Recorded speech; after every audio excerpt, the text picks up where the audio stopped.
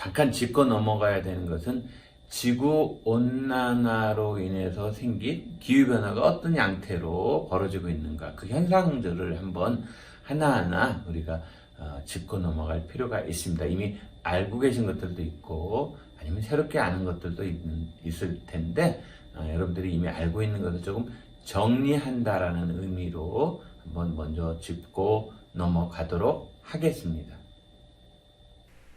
우리가 일상적으로 가장 자주 들었던 표현 중에 하나는 아마도 지구온난화라고 하는 단어와 기후변화라고 하는 단어일 것입니다. 1995년 노벨 화학상을 수상한 파울 크린처라는 사람은 인류가 새로운 지리를 지는 인류세에 살고 있다. 지금 우리 살고 있는 이 시기를 인류세라고 얘기를 하고 있죠. 인류는 거대한 지구 환경을 변화시키는 힘이 되었고, 이와 같은 변화는 다시 되돌아와서 우리 세대는 물론 미래 세대의 삶을 위협하게 될 것이다. 이게 우리가 물려받은 지구였는데 우리가 망가뜨려서 우리의 후손들에게는 혹시 이런 걸 넘겨주는 건 아닐까. 이 앞에 인트로 화면에서 봤던 뒷배경에 있던 스웨덴의 10대 소녀 환경운동가, 너무나 유명해졌죠. 그레타 툰베리라고 하는 친구가 국제행사에 참여해서 연설도 많이 하죠. 왜 우리가 살아갈 미래를 남겨놓지 않고 우리 세대들이, 여기서 말하는 우리는 저 같은 세대, 여러분들 같은 세대입니다. 이 지구를 지속 가능하지 않게 버려두느냐에 대해서 강하게 어필하는 그러한 장면을 여러분들이 기억할 것입니다. 현재 우리는 지금까지 경험하지 못한 새로운 도전에 직면해 있다. 약 75억 명의 세계 인구는 빠른 과학기술의 발달을 겪고 있으며, 결국은 이제 75억 명, 많다, 빠른 과학기술, 결국 이것은 자연 생태계를 포함한 지구 환경에 좋은 영향이라기보다는 나쁜 영향을 미치고 있는 셈입니다. 여러분들에게 우리나라의 예를 중심으로 들어야 되겠지만, 그래도 미국의 예를 중심으로 들도록 하겠습니다. 그래서 화면이 미국입니다. 자, 지난 500년간의 인구의 변화를 한번 봅시다. 엄청 가파르게 상승하는 지점이 있었고, 2050년경에는 이렇게 10억을 넘어갈 거라고 예상을 하고 있습니다. 1500년경을 우리가 기준으로 삼아 보도록 하겠습니다. 1500년대에는 세계 인구가 대략적으로 5억 정도의 인구였습니다. 5억. 지금이 뭐 75억이라니까 상당히 적었네요. 그죠? 비교해 보면 5억 정도의 인구였습니다. 꾸준히 되고 있죠. 토마스 제퍼슨이 태어난 1743년, 그 다음에 산업혁명 1800년대, 미국의 인구가 1850년경에는 2억 3천 정도 됐다고 합니다. 65만 명이라는 인구가 남북전쟁에서 죽었다고 그래요. 지금 코로나 바이러스가 횡행하고 있는데 1918년에 스페인 독감이라고 일컬어져 있는 스페인 독감의 팬데믹에 의해서 엄청나게 죽였죠. 그죠? 5천만 명에서 약 1억 정도가 인구가 죽었다고 이렇게 얘기를 해요. 1950년대에 인구가 급격하게 올라가게 되죠. 1950년대 20세기 급격. 2011년에 세계 인구가 70억에 도달했습니다. 2011년에. 역사적인 사건이죠. 그래서 우리가 2011년을 70억에 도달한 해로 우리가 기억하고 있습니다. 2050년경에는 10억 가까이 될 거라, 100억 가까이 될 거로 추정을 하고 있습니다. 그죠? 네, 75억. 현재는 2020년 현재는 75억이니까 아마 그렇게 쉽게 줄지는 않을 것 같은데, 이 정도 예상을 할 것 같은데, 근데 우리나라는 인구가 줄고 있어요. 예. 여하튼 인구가 지난 500년간 이렇게 큰 변화를 보였습니다. 자, 인구 변화와 함께 우리가 이제 인구가 많이 늘어나면서 산업 활동이 생기고 결국은 그것이 기후 변화의 하나의 방아쇠로 작동이 된다라고 한다면 우선 기후 변화에 대해서 얘기하려면은 이 앞전에서도 얘기를 했지만은 기상과 기후라고 하는 것의 차이에 대해서 일단 한번 회상을 해봅시다. 기상이라고 하는 것은 흔히 날씨와 같은 뜻으로 생각하면 됩니다.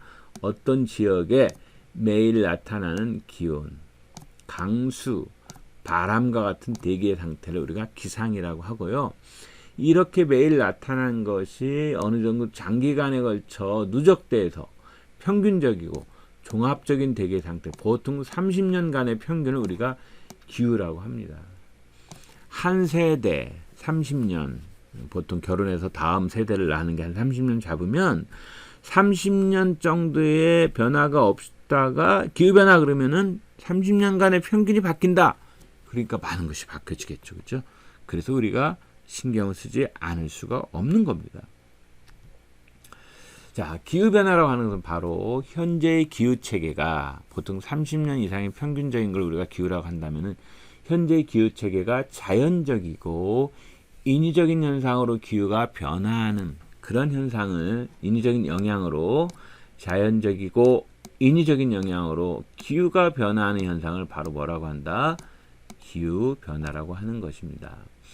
자연적이다 하면은 태양 활동이나 지구 공전 궤도 변화, 결국은 태양 활동이나 태양이 덜 폭발한다거나 더 많이 폭발한다거나 아니면 공전 궤도가 원운동에서 타원운동으로 변한다거나 뭐 이런 것들에 의해서 태양 복사 에너지가 변화할 수도 있고 화산 폭발에 의한 화산 분해에 의해서 성층권의 에어로졸이 증가해가지고 변할 수도 있고 또 대륙 이동에 따른 수륙 분포의 육지와 물의 분포죠. 육지와 해양의 분포가 변화돼서 그럴 수도 있고 지표면의 성질이 변화돼서 그럴 수도 있고 이런 걸 우리가 자연적 요인이라고 합니다.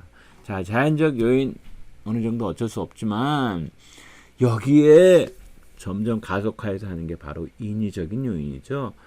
특히 화석 연료를 과다하게 사용함으로써 가져오는 문제, 또 농경지가 확대됨으로써 가져오는 문제, 도시화에 의해서 가져오는 문제, 열대우림의 훼손과 같은 토지를 이용하는 방식의 변화가 생겨서 가져올 수도 있습니다. 그러니까 기후변화가 인위적인 것만으로 일어나는 것도 아니고 자연적인 것만으로 일어나는 것도 아닙니다. 문제가 되는 것은 자연적인 요인을 뛰어넘게 하는 인위적인 요인들이 굉장히 횡행하기 때문에 우리가 걱정을 하는 것입니다. 먼저 기후변화에 대한 요인을 자연적인 요인부터 하나하나 알아보도록 하겠습니다. 실제로 지구온난화에 대한 그 유명한 밀란코비치라고 하는 사람이 이론이 있는데요. 지구의 공전궤도가 10만 년 주기로 바뀌더라. 즉 원궤도에서 타원궤도로, 여러분들이 고등학교 때 수학에서 원 방정식, 타원 방정식 할 때 20률이라고 하는 거를 배웠을 거예요. 타원의 납작한 정도를 나타내는 값인데 원은 똑같아요. 한 중심에서 모두 같은 거리에 있는 점들의 집합이 원이니까 원의 20률은 0이지만은 타원은 0과 1 사이를 가져요. 그래서 이렇게 원운동 하던 것들이 점점 타원운동으로 바뀐다라고 하는. 그 다음에 지구 자전축의 기울기가 4만 년을 주기로 바뀐다. 그리고 자연적인 요인이죠. 현재는 몇 도?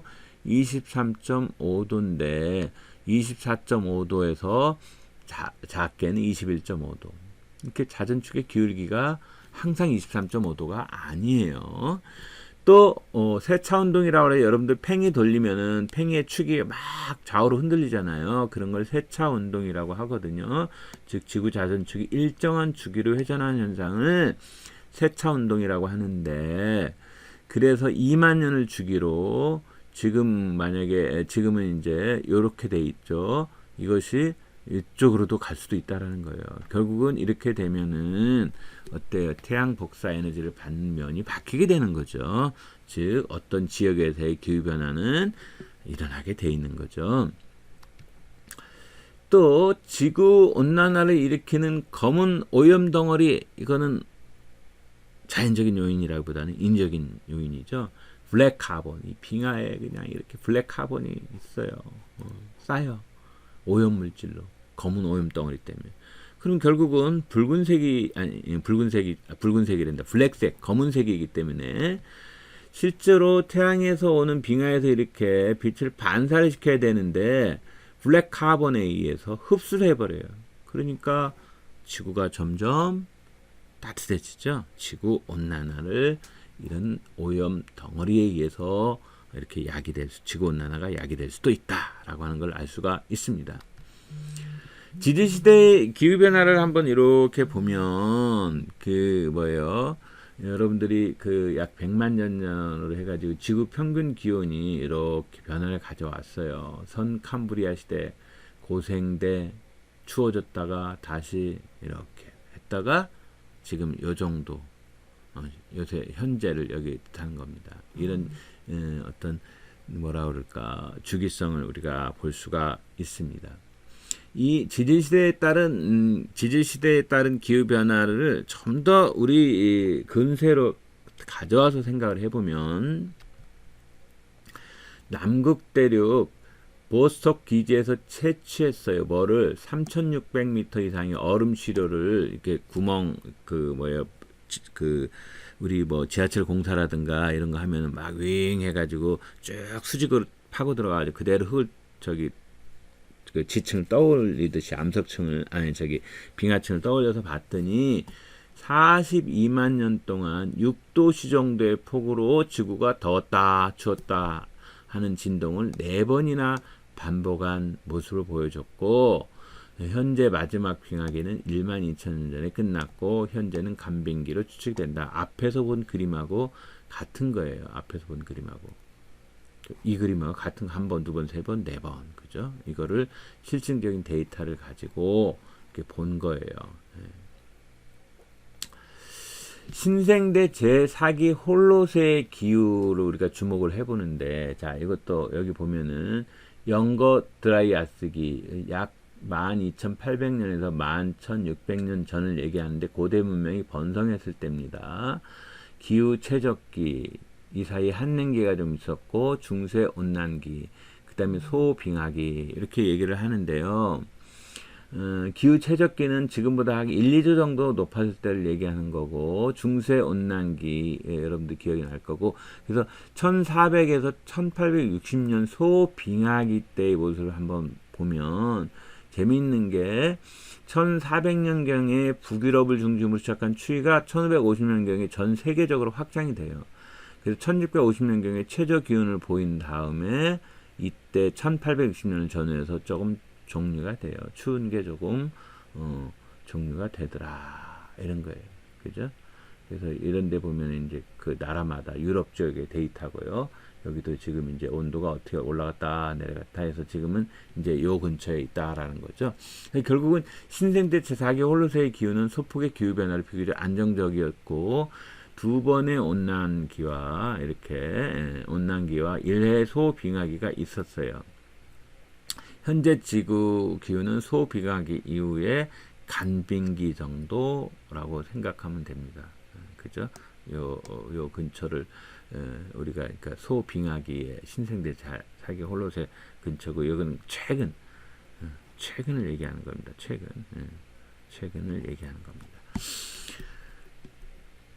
자, 이때 조금 전에 여기 보면은 1550년경에 전 세계적으로 추위가 확장이 됐고 1650년경에 최저 기온을 보였다고 그랬잖아요. 그림으로 이렇게 남아 있어요. 1625년에 네덜란드에서 이렇게 골프라고 해야 되나요? 하키라고 해야 되나요?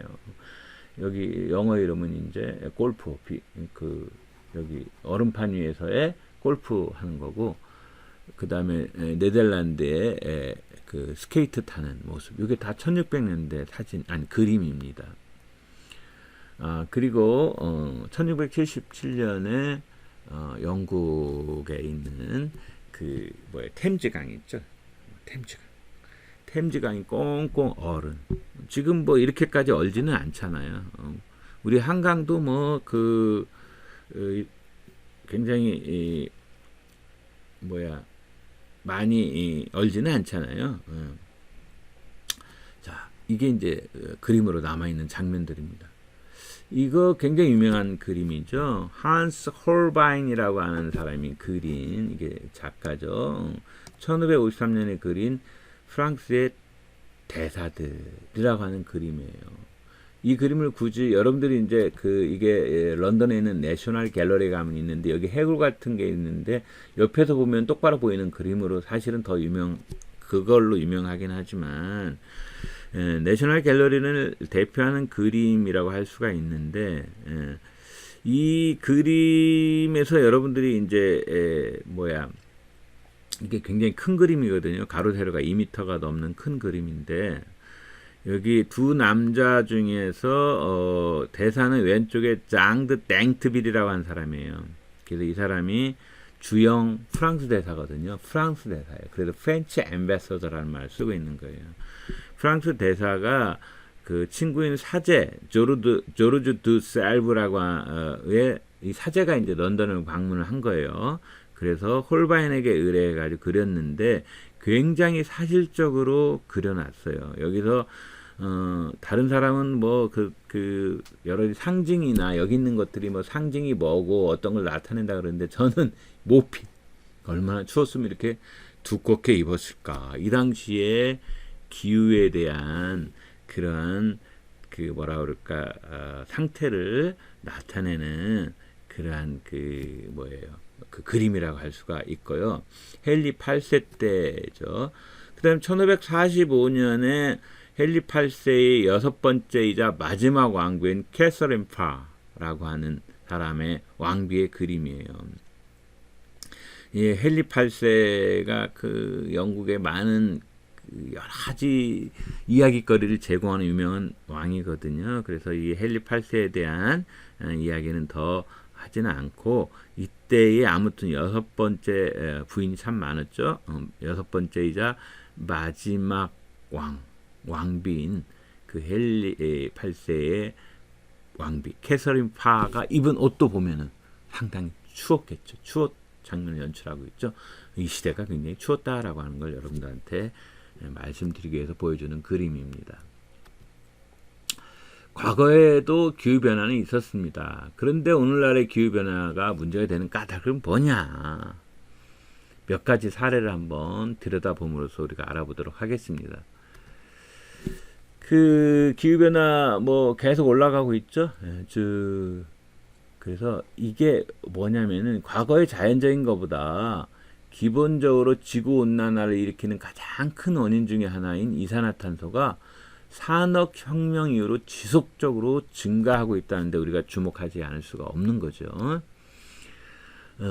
기본적으로 이제 이 이산화탄소의 이야기를 하려면은 먼저 우리가 지구 복사평형 온실 효과에 대한 이야기를 먼저 알아봐야 되는데, 지구는 태양으로부터 이제 여러 가지 파장대의 빛이 올 거 아니에요.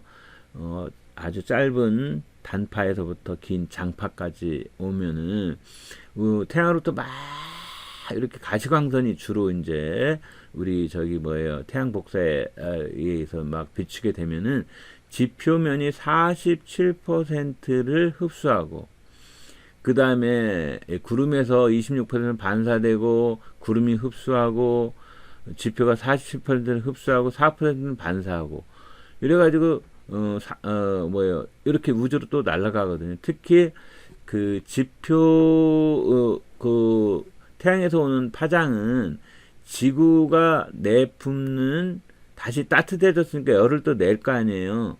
내뿜는 복사 에너지보다 태양에서 오는 거는 파장이 짧아요.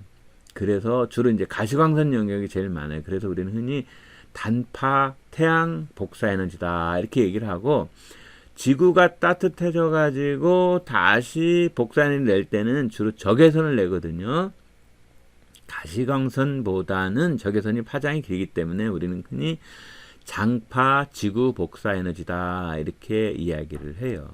그러면은 이제 기본적으로 우주로부터 태양으로부터 온 빛이 47% 흡수되고 다 바깥으로 나간다. 물론 이제 직접 나가고 여기서 26과 4 이 구름이 흡수한 거 빼면은 30% 정도가 이제 반사가 되는 건데, 이렇게 반사로 그러니까 지구라고 하는 것은 이렇게 들어온 빛이 태양으로부터 받은 복사 에너지와 같은 양의 에너지를 우주로 방출하기 때문에 에너지 평형이 이루어진다. 이걸 지구 복사 평형이라고 하고, 따라서 지구의 평균 기온은 일정하게 유지가 되는 거거든요. 결국은 여기 따뜻해진 것도 결국은 5% 우주로 바로 나가고, 지표 복사에서 나온 놈이 그 구름에 의해서 다시 흡수가 되기도 하고, 흡수된 녀석이 다시 또 지구 지표면으로 바깥으로 안 나가고 들어오고, 이런 과정에서 결국은 합쳐보면 30% 반사되고 산란이 됐고, 100 중에 70%는 지구에 들어왔다가 다시 되기 때문에 똔똔이 되는 거죠. 그죠? 그래서 결국은 그 지구의 복사 평형은 여기 있는 것처럼 지구에 들어오는 태양 복사는 이제 30% 반사됐고, 나머지 80%는 지표면과 지구 대기에 흡수했고, 지표면에 흡수된 태양 복사는 다시 적외선의 형태로 방출되고, 온실효과는 지표면 복사에 나가는 열의 약 90%를 보존하는 지구를 따뜻하게 하는 거예요. 만약에 이런 대기층이 없고 이런 게 없다면 굉장히 낮과 밤의 기온 차이가 심해서 우리가 살지 못할 거예요. 그래서 일정하게 안정된 에너지를 가지고 있어서 우리가 살 수 있는 거거든요. 근데 이것이 깨지면 상당히 어려워지는 거죠. 그죠?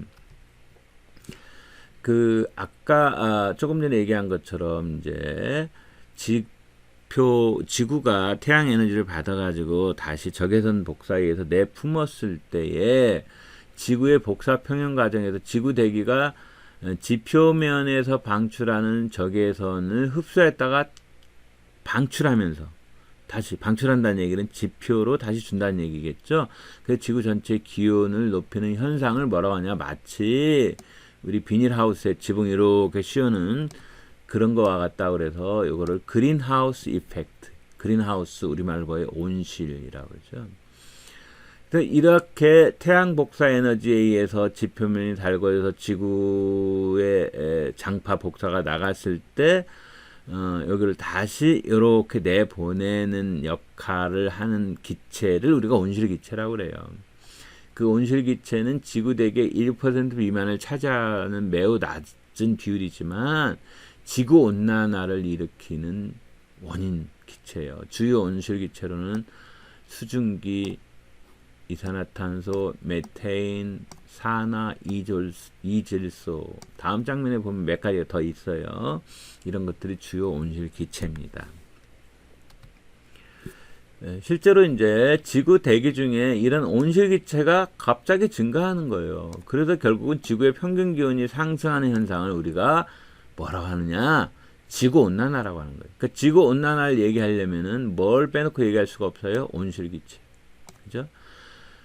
결국은 현재 지구 기후변화의 원인으로 1800년대 산업혁명 이래 증가하고 있는 온실기체의 영향이 가장 큰 것으로 추정하고 있고, 대기 중의 온실기체의 증가 속도가 최근 2만 년 동안 굉장히 큰 폭으로 증가하고 있어요.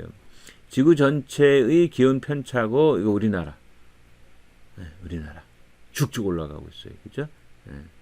자, CO2, 메테인과 같은 온실기체가 팍팍팍, 그 전까지는 거의 이렇게 똑같았단 말이에요. 그 전에 막 오랫동안. 지금 이렇게 막 급속하게 올라가고 있더라. 뭐가? 온실기체가. 결국 그래서 이런 문제들 때문에 우리가 걱정을 하고 있는 겁니다. 지구온난화 지수를 CO2를, 이산화탄소를 1로 놓고 봤을 때 지구온난화에 기하는 정도를 나타내는 수치로 이렇게 CO2, 메테인, 그 다음에 그 옛날에는 아산화질소라고 했는데 그 뭐예요? 앞에서 했었죠? 아이고 내가 단추 잘 못 누르고 있네요. 산화이질소. 그 다음에 요거는 하이드로 플로로카본 해가지고 여러분들이 흔히 반도체 제조할 때 많이 쓰이는 세척제라든가, 그 다음에 과불화라고 하는 과플로로카본 탄소라고 하는, 이것도 반도체 세정용 냉매 발포제, 그 다음에 플로르가 6개를 가지고 있는 황. 그래서 설파 헥사플로라이드 자동차 생산 공정에 쓰여요. 그런데 이거는 잘 얘기를 안 하죠. 그러니까 CO2보다도 훨씬 많은 지구온난화의 기여도를 기여하는 정도를 나타낸 수치가 막 무려 이거는 22,200배나 된다는 얘기잖아요. 그죠? 그런데 이산화탄소는 지구온난화 지수가 가장 작지만 온실효과의 기여도가 가장 크다라고 흔히 얘기를 하거든요. 그래서 주로 얘를 많이 따져요. 왜? 양이 많아요. 양이. 지구온난화 지수 1밖에 안 되지만 거의 대부분이 얘네들이 차지하고 아주 이건 양이 적기 때문에 그런 거예요. 지구온난화로 인한 주요 현상은 너무나 잘 알겠지만은 기후변화에 관한 정부 간 협의체 IPCC의 제5차 보고서에 따르면 지난 133년간 지구 평균 기온은 0.85도가 상승했대요. 과거 1만 년 동안 지구 온도가 1도씩 변한 적이 없던 것에 비해서 133년 동안 불과 133년 만에 0.85도가 상승했다. 지금 지구의 온도가 얼마나 빠르게 상승하고 있는지 알 수가 있겠죠. 자, 우리나라는 100년간 1.5도씩 상승했어요. 지구 평균의 2배나 돼요. 산업화하고 다 관련이 되어 있습니다. 지구온난화는 전 세계의 빙하를 녹여서 해수면의 상승을 초래해요. 그래서 흔히 없어질 나라들이 많다 그러잖아요. 방글라데시는 거의 다 일본 동경도 물에 잠긴다 이런 얘기 많이 하잖아요. 아시아 개발은행 보고서에 따르면은 2016년 2월 기준으로 했을 때 해수면 높이는 1993년보다 74.4mm 즉 0.7cm 정도가 상승했다고 그래요. 2100년에는 1900년보다 무려 0.75에서 크게는 1.9m나 더 상승할 전망이라고 합니다. 우리나라로 치면은 지난 40년간 제주도 해수면이 22cm 상승했어요. 한 뼘 이상 상승한 거예요. 근데 이게 세계 평균의 3배입니다. 우리 뭐든지 많네요. 예? 기온도 세계 평균의 2배, 해수면 상승도 3배. 큰일 났네요, 우리나라. 그죠? 자, 북극 한번 쳐다봅시다. 이렇게 북극의 빙하가 넓었는데 1984년에 비해서 2010년에 이렇게 줄어들었어요. 북극의 이상 고온 현상이 기후변화가 얼마나 빨리 진행되고 있는지를 보여주는 대표적인 사례죠. 그죠? 그래서 1979년에서 2000년 빙하를 이만큼 뒤덮여서 이렇게 뒤덮여 있었었는데 지금은 이렇게밖에 안 돼요. 엄청 줄었죠. 결국은 이 호수가 이만밖에 안 했는데 언제 1975년에 지금 2006년 현재 이만해졌고 지난번 사진에서 봤을 거예요. 지금 더 커졌죠. 그죠? 점점 지구온난화의 영향이 심해져 가고 있습니다. 자, 앞으로는 어떻게 될 거냐? 그것은 다음 시간에 하도록 하겠습니다.